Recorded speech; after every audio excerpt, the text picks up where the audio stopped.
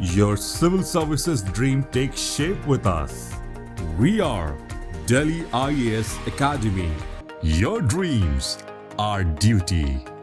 Daily IAS academy के YouTube channel पे मैं अनादि आप सभी का बहुत बहुत स्वागत करती हूँ। जैसा कि आप सब जानते हैं कि छत्तीसगढ़ पीएससी 2021 के रिजल्ट आ चुके हैं और दिल्ली आईएएस एकेडमी से बहुत सारे स्टूडेंट का सिलेक्शन हुआ है। आज उन्हीं में से एक सेलेक्टेड टॉपर हमारे साथ है, शशांक साहू जी हमारे साथ है और इनका सिलेक्शन हुआ है ईएसआई की पोस्ट पे। 98th रैंक इनको मिला है। तो आज हम इनसे जानेंगे कि इन्होंने किस तरह से अपनी तैयारियां की, किस तरह से इन्होंने पढ़ाई की, कैसे इनको मोटिवेशन मिला और इनको सेलेक्ट होने के बाद कैसा लग रहा है। शशांक जी, सबसे पहले आपको बहुत बहुत बधाइयाँ सेलेक्ट होने के लिए और आपका स्वागत है डेली आईएएस एकेडमी के इस ऑनलाइन प्लेटफॉर्म पे। हम आपसे जानेंगे कि आपने, क्योंकि स्टूडेंट्स बहुत क्यूरियस होते हैं कि सेलेक्टेड लोग किस तरह से पढ़ते हैं, कैसे उनकी तैयारियां होती हैं, तो वही सब हम बातें करेंगे आपसे। सबसे पहले मैं जानना चाहूँगी आपके बैकग्राउंड के बारे में कि आपने स्कूलिंग कहाँ से की, आपने कौन सा सब्जेक्ट लिया था पढ़ने के लिए। मेरी स्कूलिंग राजनांदगांव से ही हुई थी, वेस्टर्न इंग्लिश मीडियम स्कूल से। और उसके बाद फिर मैंने मैकेनिकल इंजीनियरिंग से अपना ग्रेजुएशन किया 2016 में। फिर मैंने 4 साल जॉब करी थी। मैं एलजी में था, लाइफ गुड कंपनी में, होम अप्लाइंसेस सेक्टर में मैं काम कर रहा हूँ। ओके, तो ये तो काफ़ी अच्छा सेक्टर होता है, मतलब प्राइवेट में हाई पेड सैलरीज होती है, काफ़ी कंफर्ट रहता है, लेकिन फिर सडनली उससे गवर्नमेंट जॉब में कैसे स्विच किया आपने। कोविड के समय जब मैं घर आया हुआ था, मैं वर्क फ्रॉम होम में था। और मेरे पापा जैसे कि पंचायत डिपार्टमेंट में है, तो मैंने उनको कोविड के समय काम करते देखा था। तो फिर जब वो काम करते हुए मैंने पापा को देखा तो मुझे लगा, मतलब एक ऐसा होता है कि एक काम होता है सिर्फ पैसे के लिए और दूसरा काम होता है एक सेटिस्फेक्शन के लिए। ओके तो ओके। मुझे ऐसा लगा कि पापा के काम में वो सेटिस्फेक्शन है जो मुझे चाहिए। ओके, फिर मैंने सिविल सर्विसेज तो मैंने सोशली बहुत कनेक्टेड फील कर रहे थे हाँ, आप उस वर्क को देख के। सोशली सही यस। है, प्राइवेट सेक्टर्स में बहुत बार इंसान आइसोलेट हो जाता है, हाँ, सोसाइटी से काफ़ी दूर हो जाता है, तो वो एक गुड वर्क था। और स्कूल में कैसे थे आप स्टडी में, मतलब कैसे आते थे आपके मार्क्स वगैरह। स्कूल में मैं टॉप 3 में रहा हूँ ओके 10th। और स्पोर्ट्स में मैं बहुत आगे रहा हूँ। मैंने बास्केटबॉल में नेशनल खेला हुआ है। ओके। तो मैंने हॉबी भी इंटरव्यू में बास्केटबॉल ही डाली थी, तो वो फ़ायदा हो गया मुझे, क्योंकि इंटरव्यू में मेरे से 2-3 क्वेश्चंस बास्केटबॉल से ही पूछे हुए थे। अच्छा। तो वो इंटरव्यू में मुझे हाई मार्क्स स्कोर करने में मदद किया। ओके, स्पोर्ट्स एक्चुअली काफ़ी फोकस करता है पर्सन्स को और हाँ। एक अलग डेवलप होती है क्वालिटीज़ उसकी वजह से। तो सीजीपीएससी में जब आपने स्टार्ट की होगी प्रिपरेशन, तो आपने सबसे पहले क्या स्टेप लिया था, मतलब प्री के लिए पढ़ाई करने के लिए आपने क्या किया था। कोविड का समय था, ऑनलाइन क्लासेस भी थी, कुछ शायद ऑफलाइन स्टार्ट हो गई थी उस समय तक। मैंने मार्च 2021 में डीआईए ज्वाइन किया हुआ था। मैंने मेंस ओके का बैच ज्वाइन किया हुआ था। उसके पहले मैंने एक प्री अटेम्प्ट जो सेल्फ खुद से दिया हुआ था, बट उसमें मुझे कुछ 4 या 5 मार्क्स से प्री रह गया था। Okay okay. तो मुझे ऐसा लगा कि प्री अगर मैं थोड़ा सा और एफर्ट डालता हूँ खुद से तो हो जाएगा मेरा। लेकिन मेंस जो था वो बहुत ज़्यादा राइटिंग प्रैक्टिस चाहिए होती थी उसमें, और बहुत सारा नॉलेज चाहिए होता था। तो मुझे लगा उसके लिए मुझे गाइडेंस की ज़रूरत है। ओके। और मेरे जो बहुत सारे फ्रेंड्स हैं, जो कॉलेज के फ्रेंड्स हैं, स्कूल के फ्रेंड्स हैं, उन्होंने डीआईए से पहले कोचिंग किया हुआ था। और सौरभ सर का नाम मेरे को नहीं लगता कोई पीएससी का स्टूडेंट नहीं जानता होगा। बिल्कुल सही।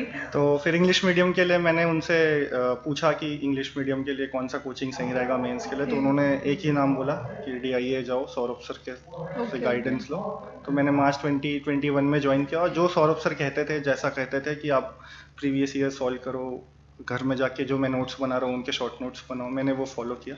ओके। और इस पर मुझे 98th रैंक मिला। Okay, very nice. मतलब सर का गाइडेंस या फिर अगर आप किसी स्टडी में आप इन्वॉल्व हैं तो जैसा टीचर्स बताते हैं आप वैसा फॉलो करिए तो सिलेक्शन इजीली हो जाता है। हाँ, फॉलो इजी, बहुत इजी हो जाता है वो। हम हमारे पास हार्ड वर्क होता है एक, और लक फैक्टर तो वो हमारे हाथ में है नहीं। यस। बट हार्ड वर्क ऐसा है कि हार्ड वर्क किस डायरेक्शन में करना है वो कैसे पता चलेगा। हाँ। हमारे पास मार्केट में इतनी सारी बुक्स हैं, यस कौन सी बुक एग्जैक्टली। पढ़नी है, कौन सा टॉपिक पढ़ना है, उस टॉपिक को कैसे रिप्रेजेंट करना है, यस। ये सब चीज़ें जो सौरभ सर बताते हैं वो बहुत मदद करता है मेंस में स्कोर करने में। ओके, हाँ, कभी कभी ये होता है कि क्या पढ़ना से ज़्यादा क्या नहीं पढ़ना भी हाँ। इम्पोर्टेंट होता है, तो क्या नहीं पढ़ना है वो भी एक ज़रूरी है स्टूडेंट्स को डिफरेंशिएट करना दोनों चीज़ों में।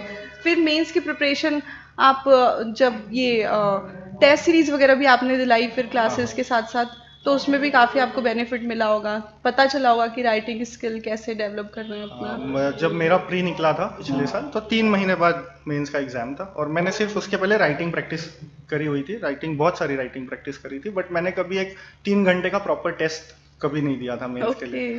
तो जब मैंने अपना पहला टेस्ट दिया, टेस्ट सीरीज ज्वाइन करके, तो उसमें मुझे 56 मार्क्स मिला आउट ऑफ 200। ओके। और मैं बहुत टेंस्ड हो गया कि 3 महीने में 56 से मुझे 100 प्लस लेके जाना है स्कोर, वो मैं कैसे करूँगा। तो मैं जैसे ही मुझे वो आंसर शीट मिली, मैं सबसे पहले वो 56 वाला मार्क्स लेके मैं सौरभ सर के पास आ गया। मतलब सर इस मार्क्स से तो मैं शायद लास्ट पेज में रैंक लेके आऊँगा। तो फिर सौरभ सर ने मुझे बताया कि मेरा कंटेंट सही था, बट मेरा प्रेजेंटेशन जो था वो बहुत वेरी कर रहा था, जिससे मुझे मार्क्स नहीं मिल रहे थे। और सर ने कुछ और इनपुट दिए फैक्ट्स रिलेटेड, तो मैंने वो इम्प्लीमेंट करता गया। और फाइनली जब मैं फाइनल टेस्ट सीरीज में आ रहा था, तो मैं टॉप रैंकर्स में था टेस्ट सीरीज में। ओके। तो वो उसमें 3 महीने में बहुत मदद मिली मुझे। तो आपने अपनी गलतियों को पहचाना और फिर धीरे धीरे उस पर वर्क करके सारी चीज़ों को कंक्लूड करके इम्प्रूवमेंट हाँ, किया। yes। ये बहुत अच्छी चीज़ है और बहुत ज़रूरी है। स्टूडेंट्स बहुत जल्दी गिव अप कर देते हैं। जैसे अभी ही प्री का रिजल्ट आ गया है, नेक्स्ट मंथ ही है मेंस का आपका एग्जाम। हम मुझे ऐसा लगता है कि हम लोग जब मेंस का आंसर लिखते हैं, तो एक होता है इस लेवल तक कि सर बता सकते हैं कि आपने क्या गलती करी है, लेकिन एक होता है आपका अटेम्प्ट, आपने कितने एफर्ट डाले हैं और उसके बाद आप उसको क्यों एग्जीक्यूट नहीं कर पा रहे। वो एक जो गैप आता है वो सेल्फ एनालिसिस से ही आएगा। वो सेल्फ एनालिसिस आप एक मॉडल आंसर से अपने आंसर को कंपेयर करके लिख सकते हो सकता है आप मॉडल आंसर से बेटर आंसर भी लिखें। जी जी बिल्कुल। तो वो जब सेल्फ एनालिसिस हम लोग करते हैं, दूसरे के आंसर्स देखते हैं कि उन्होंने क्या पॉइंट्स ऐड किए जो हमने नहीं किए हैं, तो उन सबको कंक्लूड करके मुझे लगता है एक अच्छा पेपर हम लिख सकते हैं। बिल्कुल बिल्कुल। और एनर्जी भी की भी काफ़ी ज़रूरत होती है। डीमोटिवेशन से बचना भी एक अलग ही वो जिम्मेदारी होती है एस्पिरेंट्स के ऊपर अपनी। सर हमेशा जैसा कहते हैं कि ग्रुप स्टडीज़ करिए, तो क्या आपने की थी ग्रुप स्टडीज़ हाँ, वगैरह यहाँ मेंस पे? के लिए मैंने ग्रुप स्टडी करी थी। मैंने DIA का लाइब्रेरी ही ज्वाइन किया हुआ था और वहाँ पर मुझे जो प्री निकाले हुए थे मेरे साथ थे फ्रेंड्स, उन लोगों के साथ मिलके मैं ग्रुप स्टडी करता था। ग्रुप स्टडी का बहुत बहुत ज़्यादा फायदा होता है। बहुत बेनिफिट मिलता बहुत है। benefit मतलब मिलता है। अच्छा एक सर्कल होना भी ज़रूरी है आपके सिलेक्शन के लिए। मेंस में जब आंसर लिखते हैं हम लोग, तो सर हमेशा क्लास में कहते थे कि आपका आंसर मल्टी डायमेंशनल होना चाहिए, और वो मल्टी डायमेंशन हमको हमेशा बुक्स से नहीं मिल सकता। उतनी सारी आप इतने सारे डायमेंशन बुक्स से नहीं पढ़ नहीं, सकते। बिल्कुल सही तो है। वो डायमेंशन हमको दूसरों से बात करके ही पता चलेगा कि वो किस व्यू पॉइंट से सोचता है, दूसरे कैंडिडेट किस व्यू को, हम उसको आंसर में कंक्लूड कर सकते एक अच्छा सर्कल बहुत ज़रूरी है बहुत इसके ज़रूरी लिए। है। और कोचिंग का कितना इसमें कंट्रीब्यूशन होता है किसी के भी सिलेक्शन में? सिलेक्शन में कोचिंग का गाइडेंस का बहुत ज़्यादा वो होता है। आप जैसे सौरभ सर हमेशा ये कहते थे कि आप जिस सोर्स से पढ़ते हैं, जिस बुक से पढ़ते हैं, वो आपके आंसर में झलकता है। आप अगर कोई लोकल सोर्स से पढ़ेंगे तो आप वो वैसा आंसर लिखेंगे, और जब कोई स्टैंडर्ड बुक से पढ़ेंगे या फिर जो क्लास नोट्स हैं जिसमें सर हाई क्वालिटी चीज़ें पढ़ा रहे हैं, आप उन सब चीज़ों को ऐड करोगे अपने आंसर में, तो आपका एक आंसर कुछ तो 2 मार्क्स एक्स्ट्रा ही लाके देगा आपको।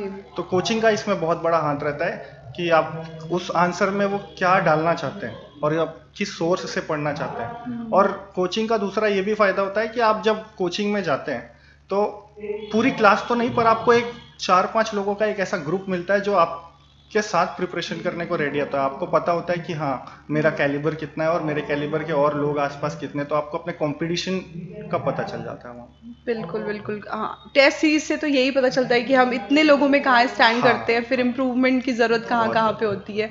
तो मेंस का तो आपने बता दिया। प्री के लिए जो स्टूडेंट होते हैं, कई बार ऐसा बच्चे बोलते हैं कि कहाँ से क्वेश्चंस आ रहे हैं कुछ पता नहीं चलता है, कुछ स्टूडेंट्स की कंप्लेंट होती है, तो उनके लिए आप क्या बताना चाहेंगे कुछ, कि प्री के लिए कैसी तैयारी करे वो अलग से, या फिर मेंस के साथ ही जैसा टीचर्स बताते हैं, कोचिंग में सर भी बताते हैं, सौरभ सर भी हमेशा कहते हैं कि साथ में भी प्रिपरेशन होती है, आपको बस डिफरेंशिएट करना होता है कि प्री के टॉपिक कौन कौन से हैं और मेंस के कौन से हैं और दोनों में कौन कौन से हैं। तो आपने कैसे अपनी तैयारी की थी प्री की, क्योंकि आपने कोचिंग नहीं की थी प्री की? जब मैंने फर्स्ट अटेम्प्ट दिया था तो मेरे अटेम्प्ट्स ज़्यादा थे और माइनस मार्किंग के कारण मैं थोड़ा पीछे हो गया था। तो मैंने सेकंड अटेम्प्ट से ये डिसाइड कर लिया था कि मैं अपनी स्ट्रेटेजी चेंज करूंगा प्री के लिए। पढ़ना तो सेम ही था जैसा मैं मेंस के लिए पढ़ रहा था, उसमें मैंने सिर्फ फैक्ट्स ऐड करते थे और करंट अफेयर को बहुत अच्छे से फॉलो करता था मैं। और सेकेंडली मैंने जब टेस्ट सीरीज दी प्री की, तो उसमें मैं ये कोशिश करता था कि प्री में अपने एक्यूरेसी चेक करूं कि अगर मैं 80 अटेम्प्ट्स ला रहा हूं तो उसमें मेरे कितने सही हो रहे हैं, कितने गलत हो रहे हैं। और फिर जो गलत होते थे उनमें मैं ये खोजता था कि कौन से टॉपिक से ज़्यादा गलत हुए, उन टॉपिक्स को फिर वापस पढ़ता था मैं। और जिन टॉपिक्स में मैं 50-50 चांस लेता था, उन टॉपिक्स को मैं रिवाइज करते जाता था। इस तरीके से इम्प्रोवाइज करके मैंने प्री को क्लियर तो आपने सेल्फ एनालिसिस काफी हाँ। अच्छे लेवल पे किया, तभी आपको रिजल्ट आउटपुट इतने अच्छे मिले फिर बाद में जा करके। ये आजकल स्टूडेंट्स के बीच में डिस्ट्रैक्शन भी बहुत है, जैसे सोशल मीडिया का डिस्ट्रैक्शन है, पीयर प्रेशर होता है, तो ये सारी चीजें आपको कभी इम्पेक्ट की, इन सारी चीजों का इफेक्ट पड़ा आपकी स्टडी की जर्नी में कभी? मैं प्रिपरेशन से पहले भी सोशल मीडिया पे ज़्यादा एक्टिव नहीं था। इंस्टाग्राम और फेसबुक पे मैं चला ही नहीं अकाउंट मेरा। और ट्विटर मैं यूज़ करता था, ट्विटर बहुत ज़्यादा यूज़ करता था मैं। तो ट्विटर पे मुझे एक फ़ायदा होता था कि वो ग्लोबल या करंट अफेयर से रिलेटेड मुझे बहुत सारी चीज़ें मिल जाती थी। बट अगर कोई सोशल मीडिया से एडिक्ट है या फिर उनसे फ़ोन नहीं छूट रहा है, तो मैं यही कहूँगा कि आप बहुत सारे ऐप्स आते हैं प्ले स्टोर में, जहाँ पर आप अपने फ़ोन को 1 घंटे 2 घंटे के लिए ज़ेन मोड में डालकर डू नॉट डिस्टर्ब मोड में डाल सकते हैं। तो आप लाइब्रेरी में ये कोशिश कीजिए कि फ़ोन को ज़ेन मोड में डाल दें। और बहुत इम्पोर्टेंट नहीं है तो फ़ोन को लाइब्रेरी ले जाने का भी कोई ज़रूरत नहीं है। मतलब आप लाइब्रेरी में ही हो, आप कहीं जा नहीं रहे हो, और आपको घर वालों से ही बात करनी, तो आप रात में जाके बात कर सकते हैं घर। तो फ़ोन एक डिस्ट्रैक्टिंग मीडियम होता है, बट उसको आप अच्छी तरीके से यूज़ भी कर सकते हैं।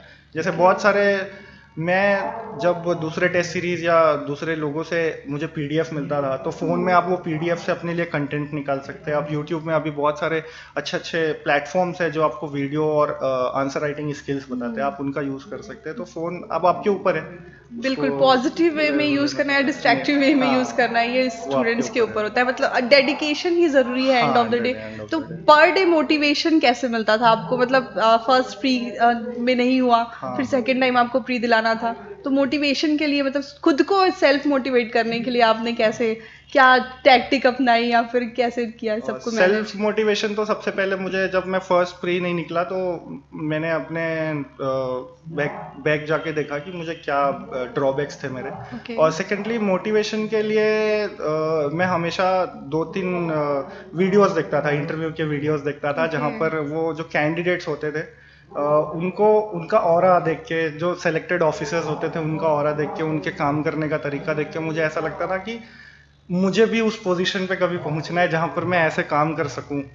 तो जब मैं डीमोटिवेट होता था तो मैं घर में यही फ़ोन लगाता था कि मैं आज नहीं पढ़ पाया, लाइब्रेरी में मुझे 4-5 घंटे से ज़्यादा मुश्किल हो गया, मैं फोकस नहीं कर पा रहा हूँ। तो घर वाले हमेशा यही कहते थे कि मतलब जिस चीज़ के लिए वहाँ गया हुआ है वो चीज़ अभी सामने है, और आपके पास अदर कोई ऑप्शन नहीं है। मतलब आप यहाँ से भाग के कहीं जा नहीं सकते। और सर एक चीज़ हमेशा कहते थे कि आप जॉब करो या फिर आप कोई अदर वर्क कर लो, सबसे इजी चीज़ इस दुनिया में कोई चीज़ है तो वो पढ़ाई करना है। हाँ, बिल्कुल बिल्कुल। तो मुझे हमेशा लगता था कि सबसे इजी चीज़ ही नहीं हो रही है अगर मेरे से, तो फिर मैं किस काम के लायक। तो खुद को क्वेश्चन भी करते थे आप। और आपने बोला अभी स्टूडेंट्स के इंटरव्यू देके, कैंडिडेट्स के आपको मोटिवेशन मिलता था। डेफिनेटली आज हमारे बहुत सारे व्यूअर्स मोटिवेट होंगे आपको यहाँ पर देख के।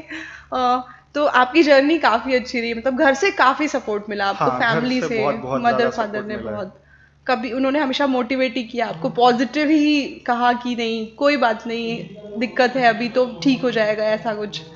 हाँ, वो तो था। अभी जैसे 90 रैंक आया तो मैं भी फर्स्ट टाइम जब मैंने अपना रिजल्ट देखा तो मैं अपसेट हो गया कि मेरा एफर्ट ज़्यादा था, मैं थोड़ा डिजर्व करता था बेटर। लेकिन मेरे घर वालों ने बोला कि मतलब तुम्हारे पास एक टैग था अनएम्प्लॉयड का, एटलीस्ट वो टैग तो हट गया तुम्हारे पास, एटलीस्ट गवर्नमेंट जॉब का टैग आ गया। एंड सेकेंडली उन्होंने कहा कि किसी का भी, बहुत कम में से होते हैं जिनका फर्स्ट अटेम्प्ट में हो जाता है। आप अपने आसपास देखिए, लोग 6 अटेम्प्ट में, 7 अटेम्प्ट में भी नहीं क्लियर कर पाए हैं लोग बैठे हुए, लेकिन फिर भी आपने फर्स्ट अटेम्प्ट में यहाँ तक आया।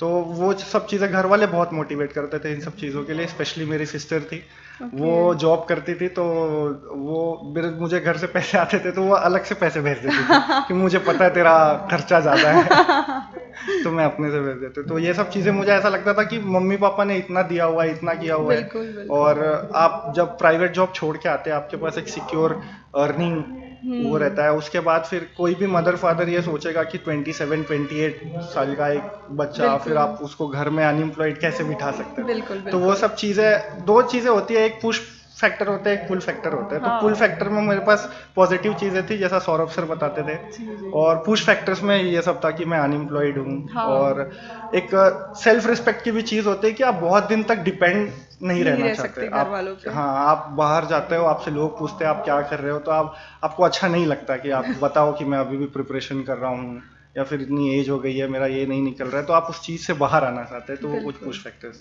ये बहुत ज़रूरी है। सोशल प्रेशर जो होता है वो हाँ, कहीं न कहीं हम कहीं ना माने कहीं या ना माने वो बिल्डअप हो ही बिल्डअप हो जाता ही है जाता है। माइंड में, और अपने हाँ, आसपास के अपने बैच वालों को देखते हैं जब हम कि वो सेटल्ड है तो हाँ, फिर तो एक चीज़ें आ ही आ जाती है जाता है। दिमाग में।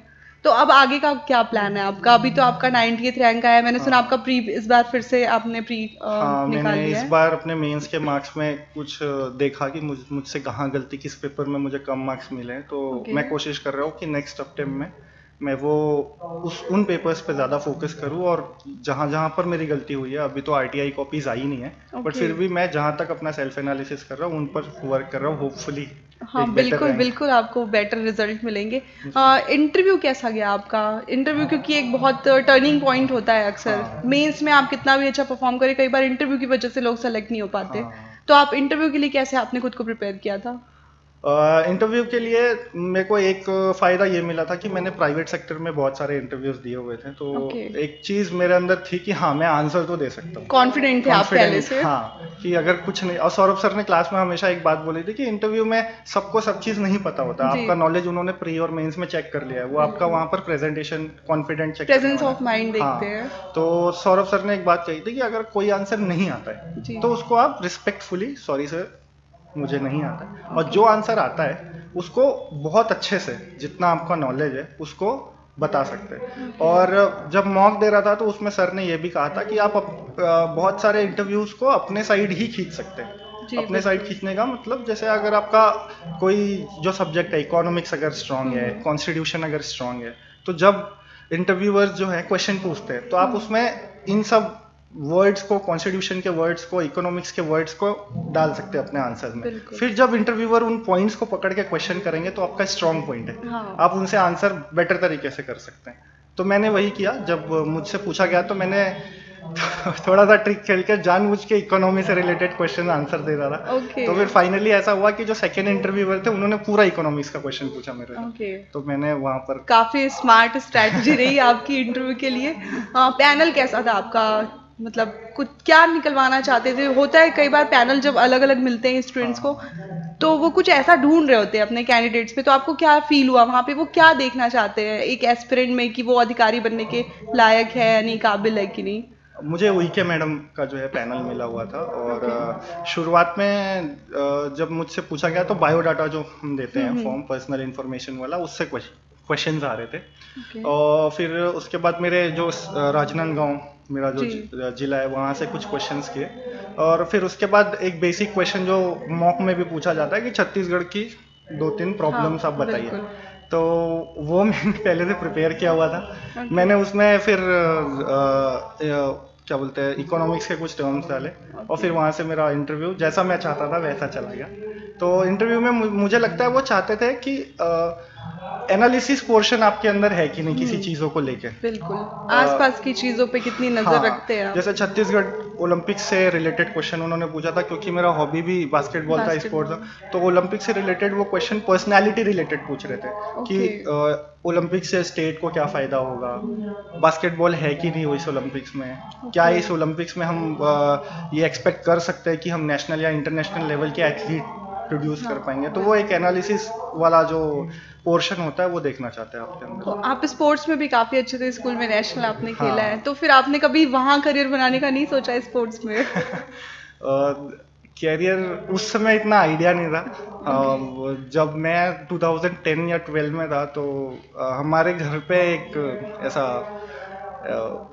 प्रचलन है हाँ, कि सब इंजीनियरिंग में चले इंजीनियरिंग कर जाते रहे हैं। हैं मतलब एक होता है, एक टाइम पे सोशल चीज़ें चल रही होती है कि हाँ, सब इंजीनियरिंग कर रहे हैं, घर पे एक इंजीनियर तो हाँ, चाहिए ही। घर पे एक इंजीनियर तो चाहिए ही। तो फिर जैसे ही मैंने इंजीनियरिंग के लिए इधर मैथ साइंस इस पे फोकस करना शुरू किया, कोचिंग शुरू की, तो स्पोर्ट्स पूरा छूट गया मेरा। ओके। तो फिर उसके बाद मैं कभी वापस जा तो ही नहीं अभी पाया। आप कभी खेलते हैं शौक किया या फिर ऐसे स्पोर्ट्स में? स्पोर्ट्स बास्केटबॉल एज पर से तो नहीं खेल पाता मैं, ओके। लेकिन मैं रनिंग के लिए जाता हूँ। और जब भी घर जाता हूँ तो अपने दोस्तों के साथ क्रिकेट खेलने ग्राउंड ये सब ऐसा बहुत ज्यादा। फिजिकल फिटनेस भी हाँ। इम्पोर्टेंट है। एक एस्पिरेंट के लिए mental fitness, physical fitness I think equally important होती है, हाँ, क्योंकि मुझे आप फिजिकली फिट नहीं होंगे, आप स्पोर्ट्समैन हैं तो आपको ज्यादा आइडिया है इन सब चीजों का। फिजिकली फिट का मुझे ऐसा लगता है कि आप हार्ड वर्क तो मतलब उसमें ज्यादा बहुत वो जरूरी नहीं है। दे सकते, जी। पर एटलीस्ट क्योंकि आप जो खाना खा रहे हैं वो आपके हेल्थ को बहुत ज्यादा इफेक्ट पड़ेगा। आपको 8-10 घंटे लाइब्रेरी में बैठने हैं,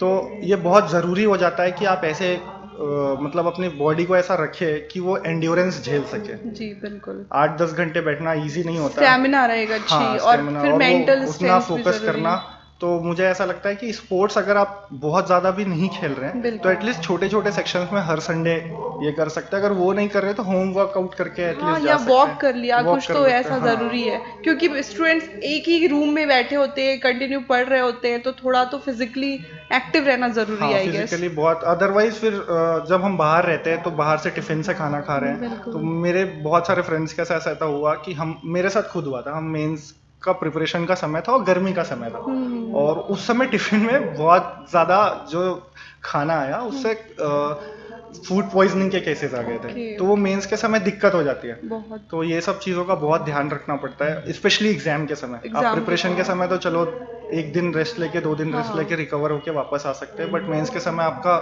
5 मिनट भी इम्पोर्टेंट है। बहुत इम्पोर्टेंट है टाइम, बहुत हाँ। टाइम मैनेजमेंट, टाइम की बात हो रही तो टाइम मैनेजमेंट आपने कैसे किया, मतलब कितने घंटे पढ़ते हैं ये तो पूछने का कोई सेंस नहीं है, मुझे लगता है कि वो सबकी अपनी स्टैमिना होती है और कोई हार्ड एंड फास्ट रूल नहीं होता कि इतने घंटे ही हाँ। पढ़ाई करनी चाहिए। फिर भी आपने कैसे अपना टाइम मैनेज किया था स्टडी के टाइम पे? टाइम मैं तो सौरभ सर से ही सीखता था। मैं ऐसा देखता था कि सुबह 6:30 से 10:30 तक क्लासेस है, तो 12 घंटे का यहाँ एक शेड्यूल चल रहा है जहाँ पे बीच में ब्रेक्स हैं। तो मैं सोचता था कि जब, कई बार मैंने देखा है कि सौरभ सर 4 क्लासेस भी देख लेते हैं। बिल्कुल। तो जब सौरभ सर उस एज में 12 घंटे क्लासेस ले सकते हैं तो हमारे पास तो सारी सुविधाएं हैं, हम बिल्कुल, लाइब्रेरी है ये। तो मैं ये कोशिश करता था कि जिस जिस पैटर्न में यहाँ पर क्लासेस चल रही है 3-3 घंटे के 3-3 घंटे के, मैं उसको फॉलो करूँ। ओके। तो मैं 6:30 बजे तो नहीं आ पाता था, बट मैं कोशिश करता था हाँ 8-9 बजे तक लाइब्रेरी आ जाऊँ मैं, और उसके बाद रात के 10 बजे तक मैं रहता था लाइब्रेरी में। और उसके बाद जब एक रूममेट्स का भी बहुत अच्छा जो बोलते हैं योगदान होता है। जब मैं रूम जाता था तो आपके रूममेट्स किस बारे में डिस्कस कर रहे हैं, एग्जाम्स के बारे में डिस्कस कर रहे हैं, तो वो रूममेट्स के साथ मेरा भी हेल्दी डिस्कशन होता था, और वो मुझे बहुत इसमें फायदा बेनिफिशियल रहा। वही सर्कल की बात होती है। हाँ। तो क्योंकि कुछ स्टूडेंट्स बाहर आते हैं, नई नई चीजें देखते हैं, तो वो अलग ही उसमें डायरेक्शन में चले जाते हैं, और अपने आप को फोकस रखना बहुत जरूरी है। आप इंग्लिश मीडियम में आपने अपना सारा एग्जाम दिया है, तो आपको कोई ऐसा दिक्कत महसूस हुई या कोई हर्डल्स आए कि मीडियम की वजह से कोई इफेक्ट पड़ता है स्टडी में? एसपर से तो मीडियम की वजह से नहीं पड़ता, क्योंकि हिंदी उतना भी खराब नहीं है। ओके। हिंदी इंग्लिश अच्छी थी, तो हिंदी पढ़ने के बाद वो इंग्लिश में ट्रांसलेट करने में ज़्यादा इशू नहीं होता था। हाँ, जो छत्तीसगढ़ से रिलेटेड जो सोर्सेज है वो पूरे हिंदी में ही मोस्टली अवेलेबल है, और कोचिंग्स को छोड़ के अदर जैसे हम लोग ट्रस्टेबल सोर्सेज है वो है नहीं इंग्लिश बुक्स के लिए। वगैरह हाँ, नहीं मिल बुक्स वगैरह पाती। नहीं, इंडिया के लिए तो हमें मिल जाती है। तो छत्तीसगढ़ के लिए मैं यही कोशिश करता था कि जो क्लास में सर लिखवा रहे हैं और डीआईए के जो बुक्स में लिखा हुआ है उनको कॉपी करूँ, और जो डीआईए के बुक्स थे उनमें वोकैब तो हाँ, बहुत अच्छा ओके। था, जी। तो मैं वो वोकैबलरीज को यूज करके कोशिश करता था कि अपने आंसर्स को एनहांस करूँ। ओके। तो नंबर स्कोरिंग में भी मीडियम का कोई इम्पैक्ट पड़ता है या इक्वली होता है? क्योंकि बहुत बार हमने सुना है बच्चे बोलते हैं कि नहीं, हिंदी मीडियम वालों को कम मार्क्स मिलते हैं। जैसे यूपीएससी में ट्रेंड है एक, हाँ, हाँ, कि वहां पे तो हिंदी मीडियम का वेटेज बहुत कम हो गया है, इंग्लिश मीडियम वालों को ही मोस्टली प्रेफरेंस देते हैं। अब रीजन इसके पीछे नहीं पता, क्या छत्तीसगढ़ पीएससी में भी कभी ऐसा आपको फील हुआ? मुझे तो ऐसा नहीं लगा, क्योंकि मेरे साथ जो हिंदी मीडियम से भी प्रिपरेशन कर रहे थे उन्होंने भी मुझसे बेटर मार्क्स लाए हुए हैं। ओके। तो मुझे ऐसा लगता है कि एट लास्ट आपका कंटेंट आंसर में मैटर करता है। आप कितना अच्छा वर्ड्स लिख रहे हैं, कितना अच्छा प्रेजेंटेशन दे रहे हैं। इंग्लिश में हाँ, जब आप लिखते हैं तो आप शॉर्ट लिखते हैं, आपको हिंदी के जैसा मात्राओं का टेंशन नहीं है, और इंग्लिश आपका ग्रामर उतना अच्छा भी नहीं है, तो आपका सेंटेंस फॉर्मेशन अच्छा होना चाहिए। तो आपके पास इंग्लिश में उतने सारे रूल्स फॉलो करने का एक टेंशन नहीं रहता जितना हिंदी में रहता है, कि आप छोटी की मात्रा, बड़ी की मात्रा, सब में नंबर कटते हैं हाँ, क्योंकि हाँ। तो मुझे ऐसा लगता है इंग्लिश में लिखना आसान हो जाता है, बट मार्क्स लाने के लिए अल्टीमेटली आपका कंटेंट, आपका प्रेजेंटेशन ही मैटर करता है। ओके। तो मुझे ऐसा नहीं end of the day knowledge की ही बात है Knowledge, सारी की हाँ, सारी, हाँ। और ये मीडियम वगैरह मिथ है, Myth। एक्सक्यूजेज है बस ये Excuses, हाँ, बोल कि सकते सिलेक्शन हैं। नहीं हुआ उसका।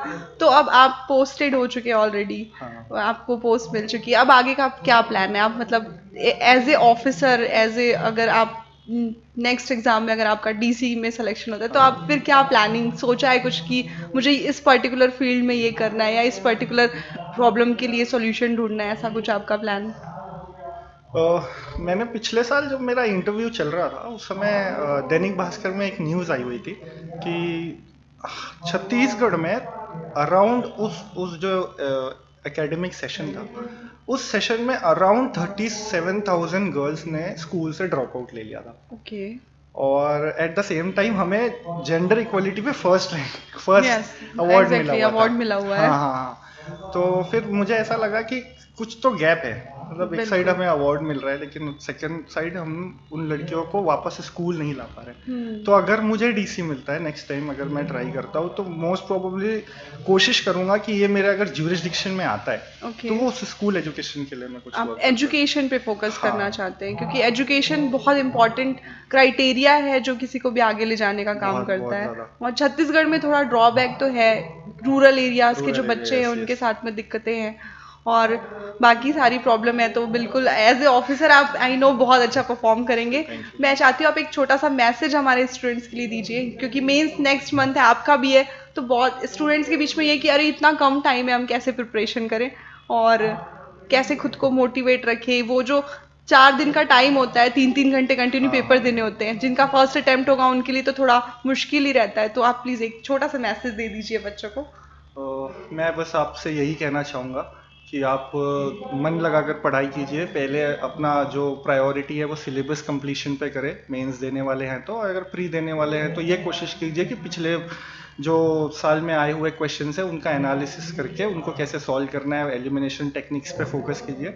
मेंस आंसर राइटिंग के लिए मैं ये कहना चाहूँगा कि आप सबसे पहले पेपर कंप्लीशन पे फोकस करें और उसके बाद प्रेजेंटेशन पे फोकस करें, और उसके बाद बाकी सब चीज़ें अपने आप हो जाएगी। जब आप हार्ड वर्क करते हो तो बाकी सब चीज़ें इन प्लेस फॉल होना शुरू हो जाती है, आपको ज़्यादा करने की ज़रूरत नहीं पड़ती। आपको बस अपना एक काम करना है कि आप हार्ड वर्क करते रहिए, अपने जो भी आपके गाइडेंस प्रोवाइड कर रहे हैं उसी डायरेक्शन में आप करते रहिए। All the best.